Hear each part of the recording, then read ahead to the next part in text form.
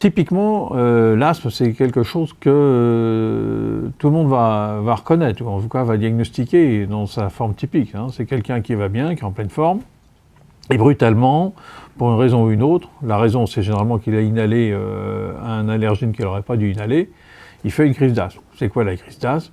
Eh bien, spontanément, sans traitement, brutalement, il y a une respiration qui va devenir difficile, sifflante, ça va faire du bruit comme un pigeon, ou même une volière de pigeons, et sans traitement, au bout de quelques temps, la plupart du temps, ça va régresser, le malade va cracher, et progressivement, ça va s'améliorer.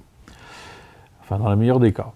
Bien évidemment, l'inhalation de traitement bronchodilatateur, va permettre de raccourcir la crise d'asthme. Ça, c'est la forme typique. Il y a d'autres symptômes de la maladie asthmatique. D'une part, la toux simple. Parfois, les malades, avant de développer leur maladie asthmatique de façon typique, ou même parfois ça va se résumer uniquement à ce symptôme, eh bien, vont avoir une toux qui va survenir, parfois de façon chronique, sans cause évidente, manifestement, ou à l'inverse, parfois ils vont tousser uniquement quand ils seront exposés à des allergènes auxquels ils sont sensibilisés.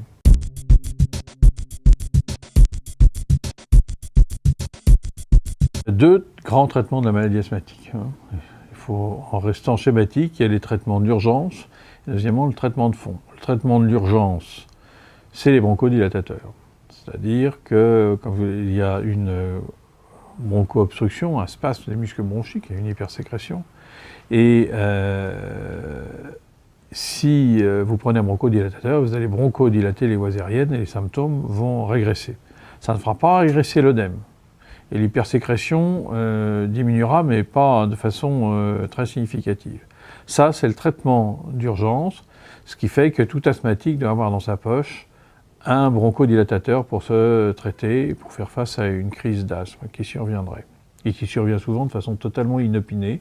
Puis vous avez le traitement dit de fond, qui consiste à agir sur l'œdème de la paroi des bronches, et aussi, et de façon générale, à contrôler l'inflammation, et là qui fait appel à des corticostéroïdes inhalés.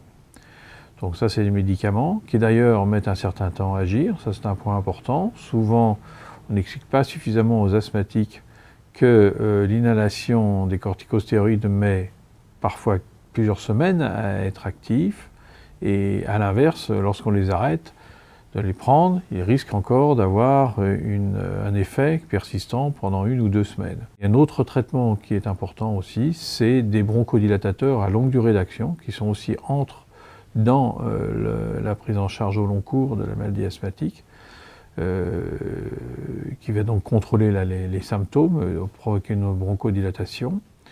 Et aussi, on peut associer ces deux médicaments, c'est-à-dire les bronchodilatateurs à longue durée d'action et les corticostéroïdes inhalés. C'est ce que prennent les malades les plus sévères.